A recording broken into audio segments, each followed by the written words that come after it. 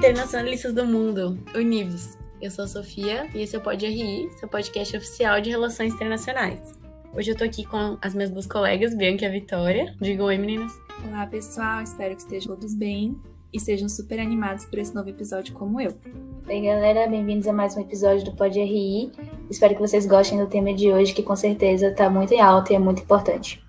Para esse tema, que como a Vitória falou, é muito relevante, muito atual, a gente trouxe um convidado que já veio aqui no podcast, participação ilustre do professor Alexandre Arras. Se o professor quiser falar, vamos lá.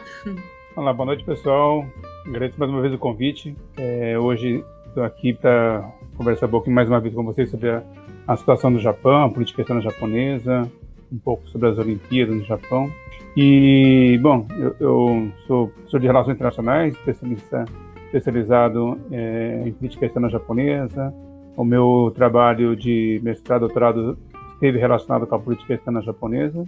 E trabalhei alguns anos também fazendo consultoria para empresas japonesas que fazem negócio aqui no Brasil, numa agência do governo japonês chamada JETRO, que é Japan External Trade Organization, onde estive lá durante 8 anos, atendendo executivos japoneses, também às vezes pessoas do governo japonês que vieram para cá, ou que vêm para cá, para poder conhecer um pouco mais da economia e a política do Brasil e da América Latina. É isso.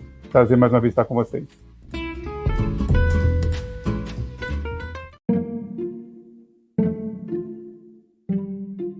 Bom, professor, para a gente começar então o nosso debate sobre o Japão pós as Olimpíadas, antes da gente debater de fato o contexto pós-Jogos Olímpicos, eu gostaria de perguntar como é que estava a situação interna do Japão antes dos Jogos e na questão externa também das relações exteriores.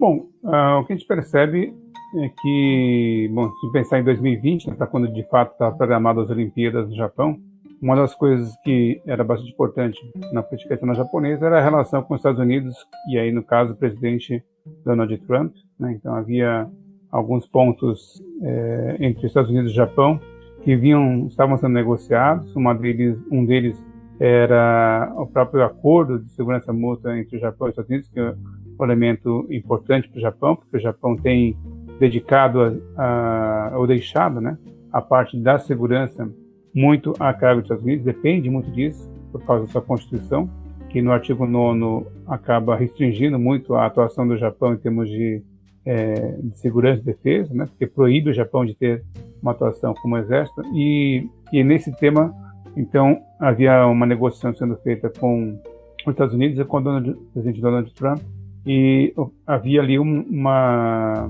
receio, né, dessa negociação, de que essa negociação levaria a um aumento de custos para o Japão, porque o presidente Donald Trump queria que o Japão participasse mais em termos financeiros dos custos desta defesa. Mas, como o acordo venceu só agora em 2021, na verdade a negociação foi feita com o presidente Biden eleito, e isso ficou, vamos dizer, um ponto menos tenso, ou foi um pouco mais fácil de negociar, né, dado que o presidente Biden reafirmou o compromisso dos Estados Unidos com o Japão nessa parceria. Um outro aspecto que eu queria comentar também, aí olhando da perspectiva interna, com o episódio da pandemia da Covid-19, que começa a afetar o mundo, e em 2020, né, foi bastante importante. Isso levou até, como eu falei, o adiamento, né, das Olimpíadas de 2020 para 2021. Uma das coisas importantes no Japão ao longo desse período foi o fato de que houve uma resistência, ou não era exatamente contra as Olimpíadas, né? A população não era contra as Olimpíadas, mas contra a realização das Olimpíadas neste período em que a gente está com uma incidência, principalmente no ano passado, né? Pouco mais este ano, uma incidência muito grande de casos no mundo, e a população japonesa então temia, né, ou resistia a hospedar as Olimpíadas no Japão, neste ambiente de saúde pública bastante complicada. E chegou ao ponto de mais de 30% da população japonesa não querer que as Olimpíadas acontecessem no país. E não era só o adiamento, como de fato aconteceu, mas a própria realização das Olimpíadas, que ao final das contas acabou acontecendo, né? Mas a população tinha muita resistência, E isso eu creio que foi até um dos fatores, né, dois fatores importantes da queda de popularidade, tanto do ministro Abe, que foi o primeiro-ministro do ano passado, como do próprio primeiro-ministro Suga deste ano. Foi tanto a pandemia, né, que havia uma resistência em relação a isso, como o temor, né, de que, com a redução da pandemia, isso pudesse levar a um aumento de casos no Japão e isso perdesse um pouco do controle. Como a gente tem visto no Japão, neste momento, né, agora setembro de 2021 já, houve, de fato, no período das Olimpíadas, um aumento dos casos, mas, vamos dizer assim, comparado com o Brasil, com outros países, né, como os Estados Unidos, apesar desse aumento ter sido significativo para o caso japonês, comparado com o Brasil ou com os Estados Unidos, ainda é um número relativamente baixo. Então, essa é uma situação que a gente tem visto aí, que antecedeu. Né? A relação com os Estados Unidos é um ponto importante, e internamente, essa dificuldade que os políticos japoneses enfrentaram frente à pandemia e com impacto na economia japonesa também. Professor, em relação a esse aspecto, esse contexto interno, o senhor vê assim, algum ponto específico de mudança observada em termos sociais, políticos e econômicos enquanto os jogos estavam ocorrendo? Alguma coisa que pode significar uma resposta a essa opinião popular, né, contra as Olimpíadas? Uma coisa que eu achei muito interessante no Japão, a gente tem contato com alguns professores e pesquisadores no Japão e tive a oportunidade de fazer algumas palestras online, virtuais, com a universidade no Japão. E aproveitei a oportunidade, né, para perguntar, né, como estava a percepção da população e como que eles estavam acompanhando os jogos. Lógico, não é uma pesquisa de um número significativo de pessoas, mas eu achei muito curioso, com as pessoas que eu conversei, a representatividade desta dificuldade de aceitar as Olimpíadas acontecendo neste momento, né? Então, mesmo que no começo das Olimpíadas ainda não havia tantos casos, quando o período de chegada dos atletas ao Japão, mas as pessoas que eu conversei, eles de fato estavam muito contrariados com as Olimpíadas acontecendo neste ano, ao ponto de algumas das pessoas que eu conversei, algumas pessoas, já no período das Olimpíadas acontecendo os jogos, então, de eles não assistirem aos jogos, recusarem assistir jogos, né? Porque eles não queriam prestigiar o evento, dado que eles estavam sentindo contrariados com a relação com a realização dos jogos. Então, a gente percebe que, de fato, essa posição da sociedade japonesa não muda muito. E até relativamente compreensível, né? Porque assim, o Japão hoje é a sociedade que tem proporcionalmente o maior número de idosos, e não só isso, né? Também havia o fato de ter uma baixa vacinação da população.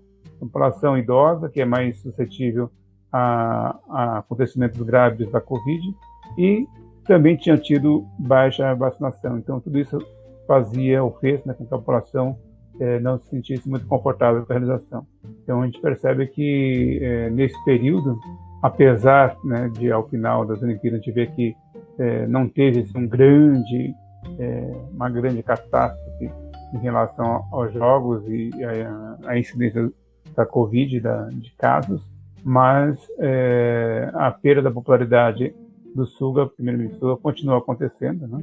E então a gente percebe que não mudou muita coisa em relação às Olimpíadas, a posição da população em relação às Olimpíadas do que vinha acontecendo no ano passado.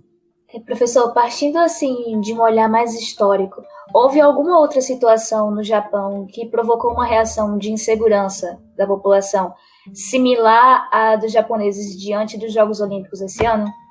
Bom, pensando em tempos mais recentes, assim, eu creio que foi o terrorismo, né?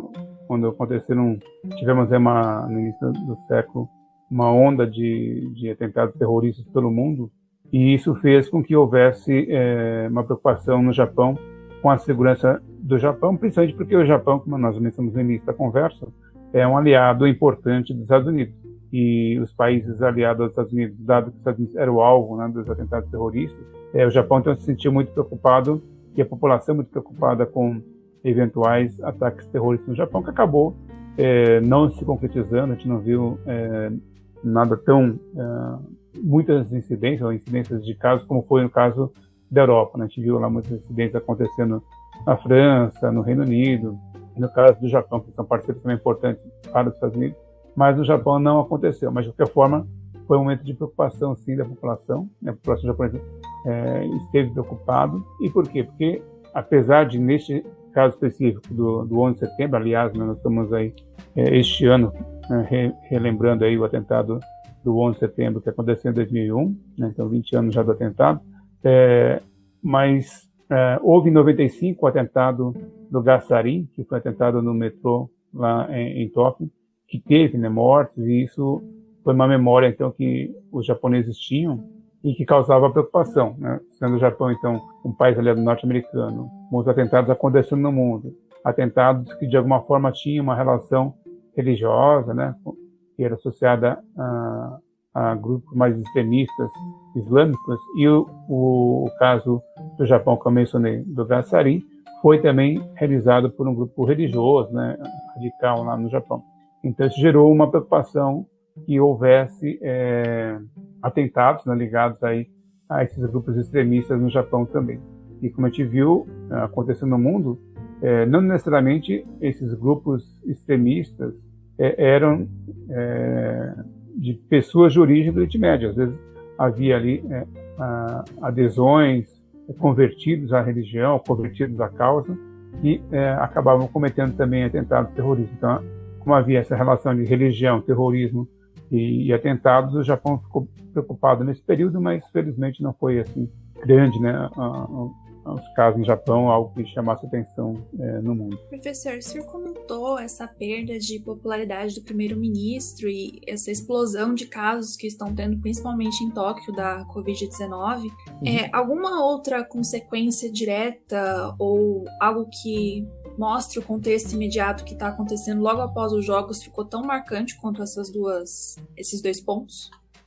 O que eu acho que mostra, assim, essas dificuldades que o governo japonês teve para enfrentar a pandemia, né, durante os Jogos, e os resultados não tão positivos para o governo japonês, foi o próprio fato do primeiro-ministro decidir não prosseguir com o mandato, né? Ele recentemente anunciou que não vai concorrer à liderança do PLD para poder manter o seu mandato como primeiro presidente do partido e depois como primeiro-ministro do Japão. Então a gente percebe que de fato houve um desgaste, apesar do primeiro-ministro Suga ser reconhecidamente um político no Japão de muita habilidade em articulação, de negociação. A gente percebe que neste momento as dificuldades impostas, tanto econômicas quanto em relação à saúde do Japão, acabaram desestimulando ou levando ao primeiro-ministro a desistir de continuar o seu mandato. Temos que lembrar que, assim, tem o fato da saúde pública, né, que tem a elevação do número de casos no Japão, mas também tem o aspecto econômico, né, que ainda o mundo tenta enfrentar aí a situação, e o Japão também está nessa batalha, né, de tentar recuperar a economia japonesa depois de um ano passado bastante ruim. Este ano há uma expectativa, ou havia pelo menos uma expectativa de que a economia pudesse crescer mais, né, tanto a economia japonesa como a economia mundial, dado que o ano de 2020 foi muito ruim. Mas, né, agora, nesse segundo semestre, com a expansão de casos da nova cepa, né, da Covid, Delta agora, né? Então, muitos países voltaram a enfrentar uma nova onda de casos, aumento de casos significativos, e a preocupação é que isso dificulte, né, quer dizer, já tem dificultado a retomada de crescimento econômico. E isso, eu acho que é um dos fatores que tem mostrado aí, pós as Olimpíadas, as dificuldades que o Japão tem enfrentado. Professor, nós enxergamos, então, né, alguns pontos positivos, né, que o país conseguiu sediar uma Olimpíada, que muitas vezes já foi até elemento de barganha, que alguns países utilizaram em discursos em órgãos internacionais, mas também muitos pontos negativos, como a perda de popularidade do primeiro-ministro. Então, diante desses pontos negativos e positivos, eu queria te pedir assim, um balanço geral. O senhor acha que diante do fim dos Jogos Olímpicos é possível identificar mais pontos positivos ou mais pontos negativos trazidos ao país pelo evento? O ponto positivo foi o fato de as Olimpíadas, né, e as Paralimpíadas, que também aconteceram, terem sido realizadas sem grandes traumas, né? O fato de ter sido meio que 0-0, assim, teve mesmo as aberturas, né, e fechamentos foram bem mais modestos em função das necessidades de cuidado com a Covid, Então acabou não sendo possível de fazer as festas que imaginava-se que seriam conduzidas caso não houvesse a Covid lá na abertura em 2020. Como agora teve esse episódio, teve que ter cuidado, a gente percebeu que tanto nas Olimpíadas regulares como nas Paralimpíadas, as festas de fechamento, de abertura e fechamento foram mais comedidas. Então, mas de maneira geral, acho que passou assim, como eu dizia, né? Se as Olimpíadas não tiverem a Covid como manchete, já vai ser um ganho. Eu acho que nesse aspecto, então, as Olimpíadas tiveram um resultado positivo, porque a Covid não foi manchete, né, durante o período de jogos. Isso foi bastante positivo. Porém, o que ficou como negativo é porque havia a expectativa que o governo japonês pudesse aproveitar este evento para fazer um relançamento do Japão, né? A ideia das Olimpíadas de 2020 e 2021 era de fazer a reconstrução, a ideia de reconstrução da imagem do Japão, da revitalização da imagem do Japão, que teve ali o problema do tsunami, né, do terremoto, tsunami e problema nuclear que aconteceu. Então isso foi assim, um período bastante traumático para o Japão. A própria economia japonesa, que vem passando já por algum tempo por grandes dificuldades. E o Japão queria utilizar essas Olimpíadas agora de 2020, 2021, como um relançamento do Japão, como foi as Olimpíadas de 1964. Né? Lá, em 64, o Japão lançou mão, né, desse evento para poder se mostrar ao mundo como uma economia moderna, que usava tecnologia, que tinha a possibilidade de fazer o câmera lenta, transmitir para o mundo, né? A primeira Olimpíada que tinha transmissão ao vivo para o mundo. E agora, nas Olimpíadas de 2021, a ideia era, de novo, né, fazer uma demonstração da capacidade tecnológica do Japão, das tecnologias ambientalmente amigáveis, né, então sustentáveis. Tanto é que o Japão fez as medalhas de material reciclável, os pódios de material recicláveis, a tocha olímpica foi de material reciclável, a ideia de se gastar pouca energia ou energia que fosse energia renovável e sustentável. E acabou ficando isso tudo, apesar de ter sido feito, né, o Japão fez, já estava preparado desde o ano passado, mas passou meio que desapercebido. Então, acho que isso foi o ponto negativo. O Japão não conseguiu, de fato, como você colocou na pergunta, né, fazer o uso mais explícito disso tudo que ele preparou. Porque o mundo estava olhando muito mais para ver se ia acontecer uma explosão de pandemias, de casos no Japão em relação à Covid, do que noticiou esta iniciativa japonesa de ter tecnologias, de ter iniciativas ambientalmente amigáveis e por aí vai. Então, acho que nesse aspecto o Japão realizou o evento, mas não teve mesmo a mesma oportunidade, não conseguiu dar a mesma publicidade que gostaria de ter dado caso não houvesse a Covid neste período. Professor, realmente o senhor falou que não teve a atenção esperada e eu tô sabendo dessas informações agora, sabe, gravando o podcast, então não é uma coisa que a gente viu ser noticiada, ter manchete e tudo mais, né? Uhum. Mas o senhor falou antes de manchete e eu vi em alguns canais que estavam noticiando a realização das Olimpíadas no Japão esse ano como um mau negócio do governo japonês em termos econômicos, sabe? Porque não teve aquele retorno de turismo que era esperado e tudo mais. Então, eu queria saber, na sua opinião, o senhor acha que a decisão de realizar as Olimpíadas de 2021, 2020 também no Japão, apesar do cenário pandêmico, foi realmente um mau negócio do governo japonês nesses termos econômicos? Olha, tem que olhar que, assim, se não houvesse as Olimpíadas, né, de fato, porque assim, não dava para adiar mais uma vez, né, porque agora já seria 2022, né, e 2022 já teria as Olimpíadas de Inverno, e já estaria muito próximo das próximas Olimpíadas, né? Então, adiar novamente seria muito complicado para o Japão. Primeiro, falando sobre o aspecto político, né? Segundo fator, que eu acho que também seria muito ruim, é porque o Japão já teve um episódio das Olimpíadas cancelado no Japão, né? Por causa do conflito, né, da guerra.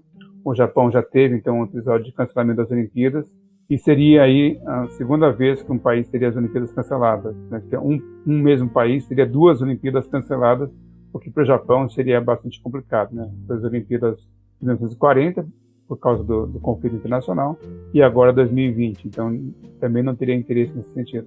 E terceiro é porque em 2022 haverá as Olimpíadas de Inverno e elas acontecerão na China. E, de novo, né, assim, nós sabemos que a China e o Japão têm ali, hoje na Ásia, uma posição de, no mínimo, de competição, né, de concorrência em relação a uma certa liderança, projeção regional e tudo mais. Então, se o Japão não faz Olimpíadas agora em 2021, a China faz em 2022, e consegue relançar a China novamente, né, nós já tivemos as Olimpíadas na China realizadas e que, de fato, aquilo que o Japão tentou fazer, né, a China conseguiu fazer, que era de colocar a China à amostra para o mundo. O Japão não conseguiu em função da pandemia. E em 2022 a China vai de novo ter a oportunidade de colocar a China em exposição. Então esses fatores são fatores políticos importantes que eu considero que dificultou muito a decisão do Japão de não realizar, né? Então era quase que impositivo, politicamente falando, que o Japão realizasse as Olimpíadas. E em termos econômicos, também os prejuízos, eu creio que seriam maiores caso o Japão não realizasse as Olimpíadas. Apesar da decisão de não ter turistas estrangeiros no Japão, né, que não foi permitida a entrada somente dos atletas, então isso teve impacto negativo sobre os resultados econômicos que se esperava, porque foram feitos investimentos grandes para receber os turistas, muitos pequenos comerciantes, né, então o impacto não foi só sobre o governo, mas também empresários japoneses que investiram para receber os turistas e que não chegaram, né, porque foram impedidos, proibidos de ir para o Japão. Isso trouxe um prejuízo para a economia japonesa. Mas a não realização seria o cancelamento de todas as publicidades, de fato, aí seria um impacto muito maior. Então, nós tivemos a televisão, que de alguma maneira teve aí algum faturamento, porque a televisão, os jogos foram televisionados. Nós tivemos alguma mobilização das questões de apoio publicitário, né? Então, de fato, houve um prejuízo grande pela falta de turistas, mas algumas outras coisas acabaram acontecendo, então se minimizou, vamos dizer, o prejuízo. Todos os dados que são apresentados é que, de fato, a conta não fecha, né? O que foi gasto para as Olimpíadas e o que foi resultante em termos econômicos do evento, a conta ficou negativa, mas seria ainda muito mais negativa e muito mais prejudicial caso não houvesse acontecido as Olimpíadas. Então, acho que isso que é a percepção em termos econômicos sobre a economia japonesa. Realmente era uma situação muito complicada, tanto em termos políticos, econômicos, até mesmo para a imagem do Japão como país, né, no sistema internacional, dele aderir aos jogos ou não. Uhum. Quando a gente pensa agora um pouco mais na questão do futuro, em termos políticos mesmo, vamos continuar esse debate. Com essa queda de popularidade do primeiro-ministro, a negação dele para outro mandato pela questão do combate ao coronavírus ter desgastado muito ele, quais são as dificuldades políticas que o país pode enfrentar nos próximos anos, especialmente por essa expansão chinesa ainda ocorrendo? Bom, internamente já havia já se tem uma discussão desde do momento em que o primeiro-ministro Abe disse que ia renunciar ao cargo, né, que ia deixar o cargo, com o futuro político do Japão, dado que nas últimas décadas o Japão teve uma grande instabilidade, né, com vários primeiros ministros tendo mandatos muito curtos, de menos de 2 anos em média, e com primeiro-ministro às vezes tendo pouco mais de 1 ano de mandato. Essa instabilidade política gera dificuldades para governar o país, né? Qualquer política que queira ser implementada precisa ter um período de maturação para que dê resultados e tudo mais. Então, com mandatos tão curtos entre os primeiros ministros, existe aí um temor de que o Japão volte a ter uma estabilidade política nesse sentido e que dificulte os resultados econômicos também do país. Então, com a saída agora do primeiro-ministro Suga, há uma expectativa agora com as eleições que vão acontecer dentro do partido, quem vai ser o novo presidente do Partido Liberal Democrático, mas pela situação que o Japão está, né, pelas dificuldades que a pandemia trouxe, por essa situação de impopularidade causada pela pandemia e pelas políticas que o governo japonês tem implementado para combater a pandemia, vacinação e tudo mais, há um temor de que o próximo primeiro-ministro tenha dificuldade de manter o seu mandato por mais tempo, né? Então temos que ver quem vai ser escolhido pelo partido, né, qual o perfil desse novo primeiro-ministro, né, e se ele vai conseguir ter um mandato mais duradouro. E isso é um fator importante de preocupação no Japão hoje. E segundo, sim, né, se o Japão não consegue uma estabilidade política, se o Japão não consegue ter um crescimento econômico diante de uma China, né, que mesmo neste momento em que o mundo está de algumas dificuldades, a China continua crescendo menos, mas continua crescendo. Então, a distância econômica entre a economia japonesa e a economia chinesa, ou seja, a economia chinesa podia crescendo e sendo cada vez maior, né? E o Japão meio que estagnado.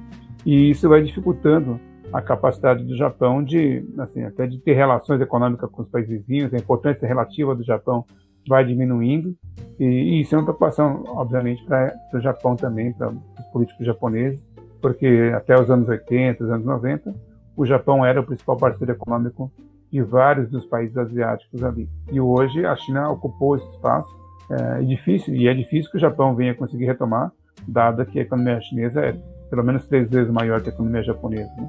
E com tendência de que essa diferença prossiga crescendo nos próximos anos. Então, o que a gente percebe é que há muita preocupação, sim, tanto sobre a economia quanto sobre a política japonesa daqui para frente. Com essa saída agora dos Estados Unidos do Afeganistão e com muitos intelectuais falando que está tendo uma mudança de eixo, né, dessa visão norte-americana para o sudoeste asiático, né, para o sudeste asiático, desculpa.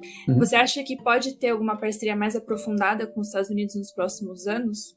Paradoxalmente, né, quando a gente fala que a China está crescendo e que o Japão perde importância relativa na Ásia, quando a gente pensa em termos de parcerias, para os Estados Unidos em particular, quanto mais a China cresce, mais importante fica o Japão para os Estados Unidos, na minha opinião, né, porque existe uma relação também de rivalidade e competição entre os Estados Unidos e a China. Então, a China crescendo, os Estados Unidos precisa, né, gostaria de manter a relação de parceria estratégica com o Japão na Ásia. Então, eu vejo que, neste momento, para o Japão, o fato da China crescer faz com que o Japão se torne cada vez mais importante para os Estados Unidos. Então, mesmo que essa diferença, como eu mencionei, diferença entre o PIB, diferença econômica, avance daqui para frente, mais a relação do Japão com os Estados Unidos, e aí é uma relação mútua, né? Tanto o Japão é um importante parceiro para os Estados Unidos por causa dessa rivalidade que a gente observa neste momento, dessa disputa política, econômica que existe, militar, inclusive, entre os Estados Unidos e a China. Ao mesmo tempo, para o Japão também, quanto mais a China cresce, mais os Estados Unidos fica importante para o Japão, né? Como nós mencionamos no início da conversa, o Japão ainda possui restrições em relação à sua própria Constituição, em relação à sua capacidade militar. O Japão é um país que não tem armas nucleares, né? E ninguém está dizendo que alguém quer que use as armas nucleares, mas na prática, se formos pensar em termos de peso de defesa, né, capacidade de defesa, o Japão não tem armas nucleares, e os Estados Unidos é hoje o guarda-chuva, o apoio que o Japão possui em relação a esse equilíbrio de poder entre o Japão e a China, né, porque os Estados Unidos está ao lado do Japão. Então, a gente percebe que, sim, a parceria, neste momento, o Japão e os Estados Unidos, ela tende a se fortalecer daqui para frente e não se fortalecer, ela não deve se fortalecer, não deve enfraquecer, porque ambos são mutuamente importantes. Professor, retomando um pouco a questão que a Bia colocou aqui, ao analisarmos o cenário do Sudeste Asiático e as consequências positivas e negativas já discutidas nesse episódio, qual será o futuro do Japão nas discussões internacionais, assim, no plano geral?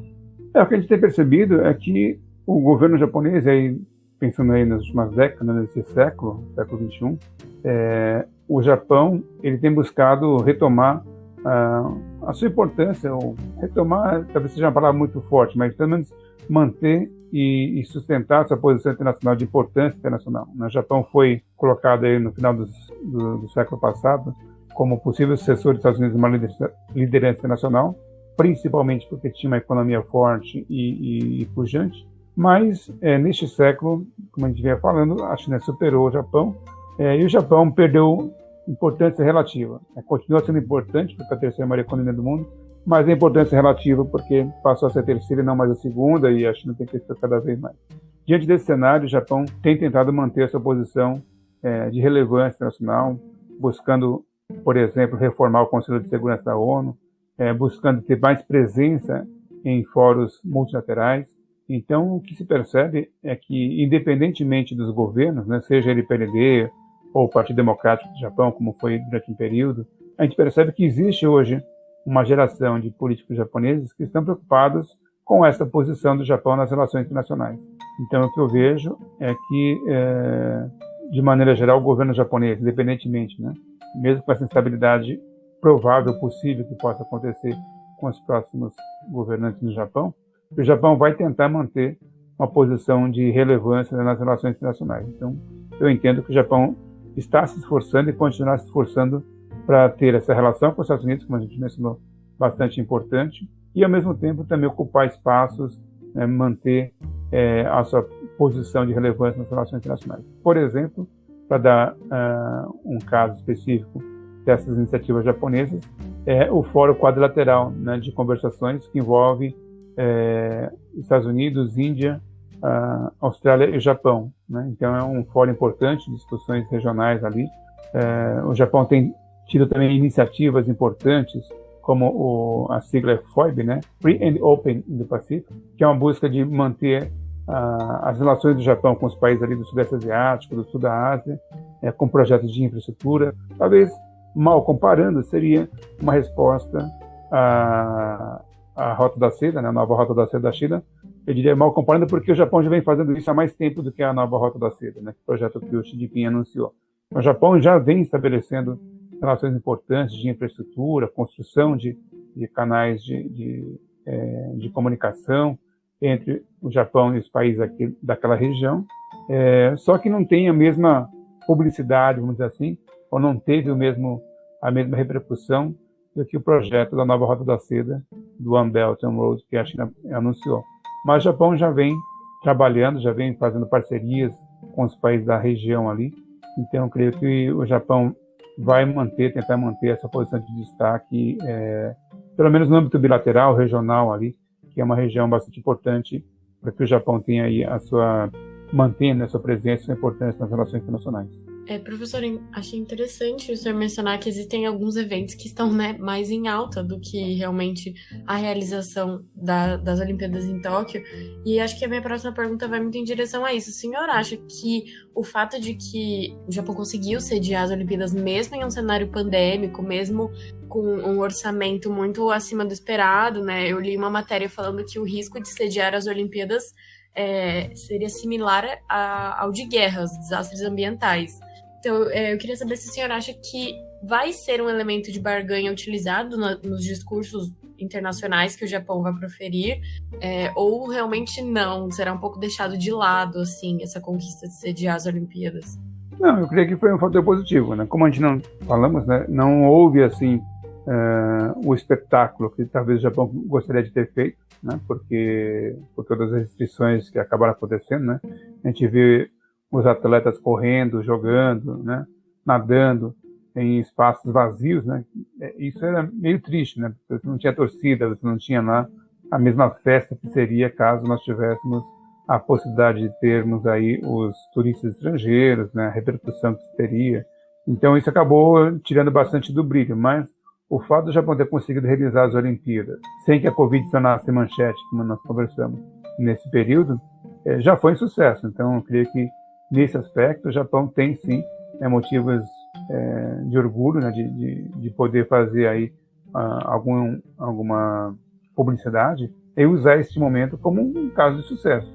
Diante deste momento em que o mundo todo ainda passa por grandes dificuldades, o Japão conseguiu fazer os Jogos Olímpicos no Japão sem que tivéssemos, vamos dizer assim, grandes traumas, né?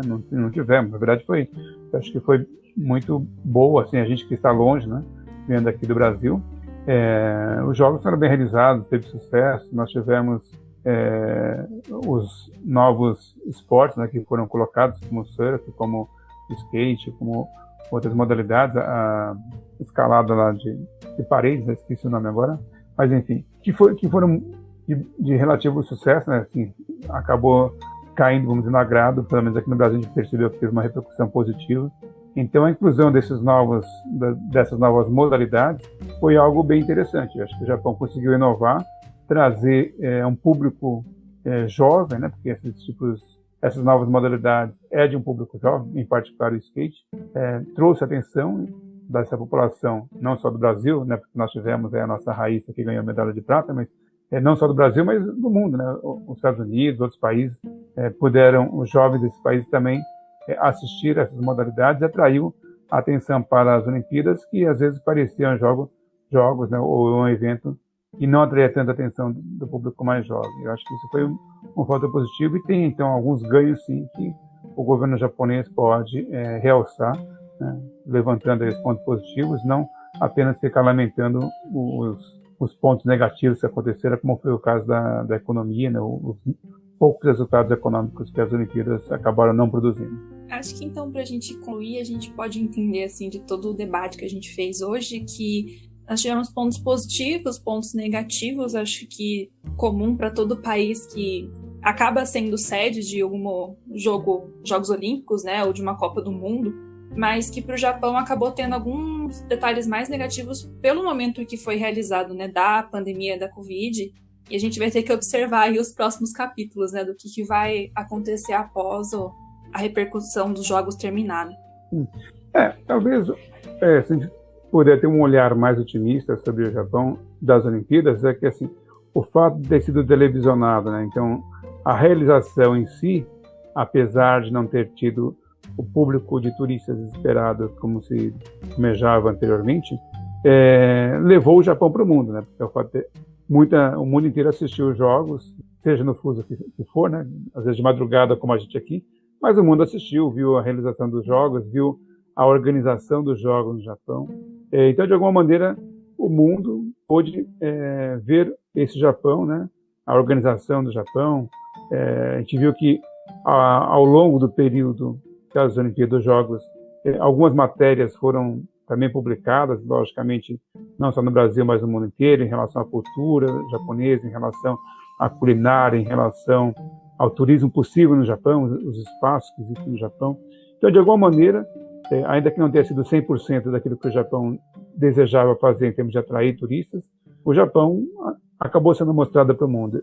Então, eu percebo que assim, esse investimento que foi feito para os turistas no Japão, agora depende, eu creio, do Japão conseguir dar continuidade a esta publicidade do turismo ou da possibilidade de turismo no Japão para que o Japão consiga aproveitar. Então, por exemplo, houve rotas turísticas que foram pensadas, desenhadas para esses novos turistas que iriam, no caso, ao Japão ver as Olimpíadas e que acabaram não sendo utilizadas porque não teve turistas, mas que já estão montadas. E aí o Japão pode trabalhar agora, né, com a superação desse momento da Covid, que a gente espera que, né, em algum momento isso vai acontecer, se Deus quiser, que esses turistas sejam atraídos para o Japão. Então, o roteiro já está montado, os hotéis já estão montados, os taxistas no Japão foram capacitados para poder atender turistas, né, que muitos, obviamente, como acontece no Brasil também, vocês não falam inglês, mas agora teve um treinamento, teve uma capacitação para que eles pudessem receber melhores turistas. Então, a gente percebe que existe uma estrutura e uma infraestrutura que foi montada para receber turistas,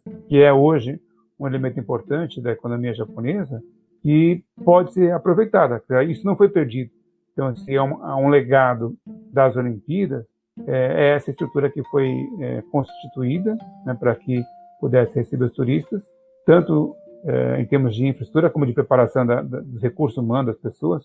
Eu creio que é um elemento positivo que pode ser aproveitado. Então, há elementos assim que, tendo um olhar mais otimista, que o Japão, apesar de ter tido todo o resultado econômico que almejava nesse 2020, 2021, talvez ele consiga ter um retorno aí no médio prazo, a partir do momento que nós tenhamos a superação da Covid, e aí eles possam retomar o turismo no Japão. Porque o Japão é um país super seguro, né, talvez um dos mais seguros do mundo, um país que tem, em cada região, apesar de ser um país pequeno, né, comparado com o Brasil, você tem, em cada localidade, se você vai no sul do Japão, é uma cultura, é um tipo de gastronomia, é um tipo de beleza que você vai ver, né, no sul do Japão, que é diferente do norte do Japão. Você vai para Okinawa, você vai ter ali das praias, se você vai ao Japão, ao norte, em Hokkaido, você vai ter ali, depende do ano, mas no inverno, por exemplo, né, os festivais de inverno, com aquelas esculturas enormes, né, de 30 metros de altura, que é um outro espetáculo de turismo. Então eu vejo que o Japão tem muito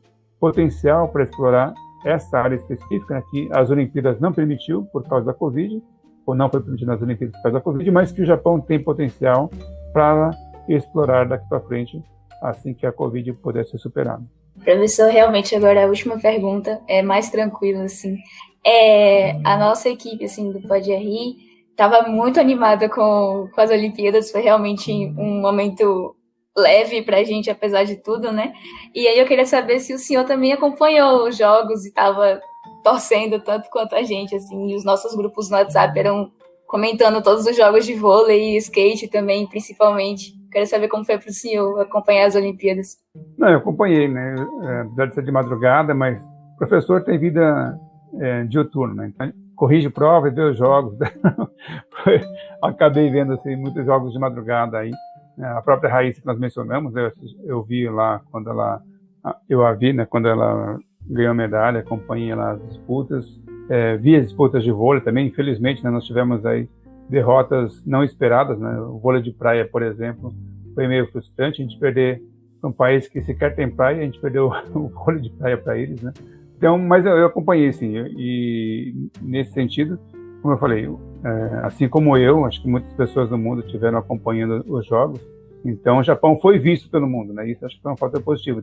Não realizar os jogos significaria não mostrar esse Japão para o mundo, né? E o fato de ter sido realizados os jogos, ainda que não tivemos os turistas no Japão, nós, de certa forma, fizemos um certo turismo no Japão pela televisão, né? A gente acompanhou os jogos, a gente pudemos aí ver conhecer um pouco do Japão, porque a cada game, a cada jogo, a gente percebia, a gente acabava tendo contato aí com culinárias, com reportagens, com informações sobre o Japão, e acabou, de alguma maneira, por pílulas, né, levando um pouquinho do Japão para o mundo, e isso acho que foi um fator positivo. E sobre os memes, professor, o senhor acompanhou os memes da Olimpíada também?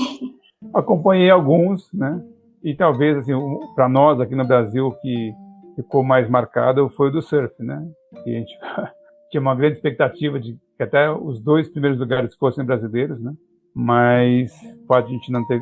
A gente até teve medalha de ouro, né, a gente ganhou o ouro lá, mas o... É o Gabriel Medina? Isso, Medina, né, que acabou, assim, causando aí uma tristeza, uma frustração, né, porque havia uma grande expectativa no caso dele, mas foi, né, gerou memes aí também, então a gente acabamos acompanhando, para alegria e para tristeza, né? Sim, animada para ver os memes de Paris agora, né?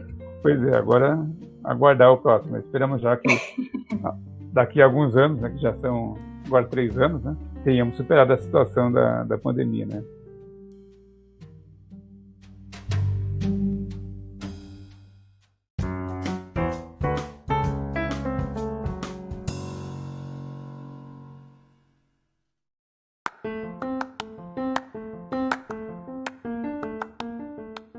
Bom, pessoal, esse foi o nosso episódio de hoje. Espero que vocês tenham gostado e tenham conhecido um pouco mais sobre o Japão, que é um tema até não tão explorado nas universidades aí que a gente participa.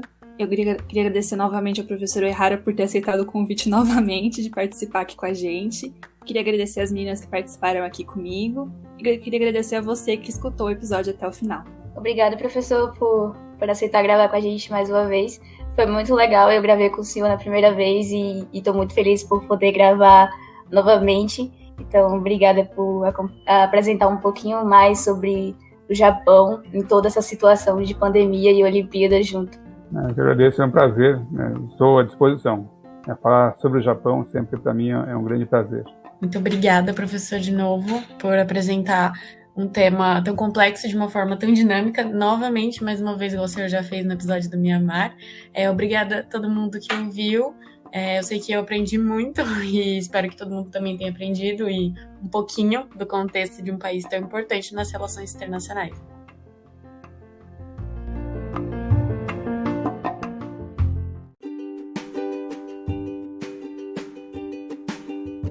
Muito obrigada por escutar mais um episódio do Pod RI, um projeto realizado em conjunto com o LABRE, Laboratório de Relações Internacionais da Unesp de Franca. Para mais informações, curiosidades, memes, episódios, siga a gente nas nossas redes sociais. Além disso, não esqueça de conferir a descrição aqui do episódio, que a gente costuma deixar alguns links relacionados ao tema da vez.